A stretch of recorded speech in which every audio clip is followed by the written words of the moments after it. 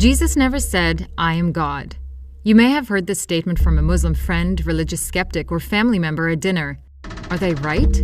Well, kind of yes and kind of no. Let's take a few moments to unravel what Jesus really said about himself in the Bible. In John chapter 5, Jesus says, "My Father is always at work to this very day, and I too am working." After stating this, the Jewish leaders tried to kill him because in calling God his own Father, Jesus was making himself equal with God. He was claiming to be the unique Son of God. In the New Testament, Jesus uses the term "my Father" as a direct and unmistakable declaration of his sonship. In verse 23, he claims that the Son and the Father receive the same type of honor, stating, "So that all may honor the Son, just as they honor the Father." 3 verses later, he claims to possess life as the Father does. Just as the Father has life in himself, so also he gave to his Son the possession of life in himself. Moving to the Gospel of Matthew, in chapter 11, Jesus claims a direct relationship to God the Father, saying, "No one knows the Son except the Father, and no one knows the Father except the Son," asserting the shared knowledge he has with the Father. When in chapter 16, Peter states, "You are Christ, the Son of the living God." Jesus not only accepts the titles but calls Peter blessed because his declaration had been revealed to him by my Father who is in heaven. Jesus claims eternal existence in John chapter 8 verse 58 when he says, "Truly, truly, I say to you, before Abraham was born, I am." Here Jesus has echoed the language of deity, the same words by which God revealed himself to Moses from the burning bush in Exodus 3 verse 14. To the Jews, this was clearly blasphemy, for they knew that in doing so Jesus was again claiming to be God. Later in John 10 verse 30 to 33, Jesus explicitly told the Jews, "I and the Father are one." Again the Jews picked up stones to stone him, but Jesus said to them, "I have shown you many great miracles from the Father. For which of these do you stone me?"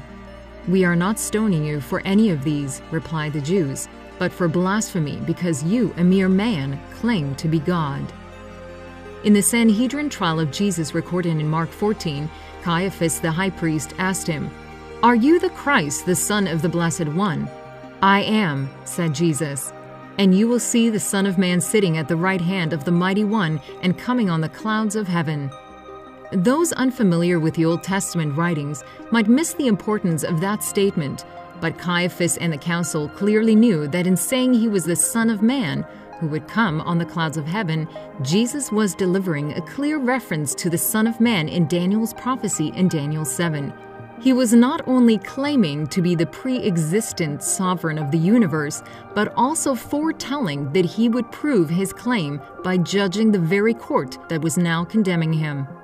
Further, in combining Daniel's prophecy with David's proclamation in Psalm 110, Jesus was claiming that he would sit upon the throne of Israel's God and share God's very glory. This was an unmistakable claim to deity. This was the height of blasphemy, and so they all condemned him as worthy of death, as recorded in Mark 14:64 and 65. Throughout the Gospels, Jesus also declared his deity through his claims of authority. He announced, "I am the Good Shepherd," a title the Old Testament assigned to God. He claimed to be the judge of all people, a task only God performs. He called himself the bridegroom, a role God played with Israel. He forgave sins, but only God can forgive sins. He assumed equal authority with God and even encouraged prayer in his name. He also invited people to believe in him for salvation. None of the great leaders, teachers, or prophets in the history of Israel ever offered salvation in their own name.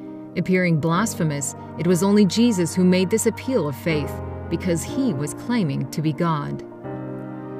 In reading through the rest of the New Testament, one can see that the title of God is certainly connected to Jesus. In many places, the authors refer to Jesus in ways that can only apply to God, calling him eternal, even though there is only one eternal God. The creator of all things, though there is only one creator. Present everywhere, though there is only one omnipresent God, and receives worship from people and angels, even though the Old Testament prohibits worshiping anyone other than God. Because each of these characteristics can only be said of God, then clearly the authors of the New Testament also believed Jesus was God. Christians believe that at the heart of the doctrine of Christ's deity is God's loving self-sacrifice for us. That salvation rests not in a man like us, but in a God who became like us in order to redeem us from our sins. So while Jesus never explicitly uses the phrase, "I am God," he is consistently portrayed in all of the Gospels as one who speaks and acts as God. And if such is the case, then we are all faced with C.S. Lewis's famous imperative in Mere Christianity. You must make a choice. Either this man was and is the Son of God, or else a madman or something worse. After Jesus asked, "Who do people say that I am?" he asked an even more significant question, "But who do you say that I am?" The answer to this question each person must decide for themselves.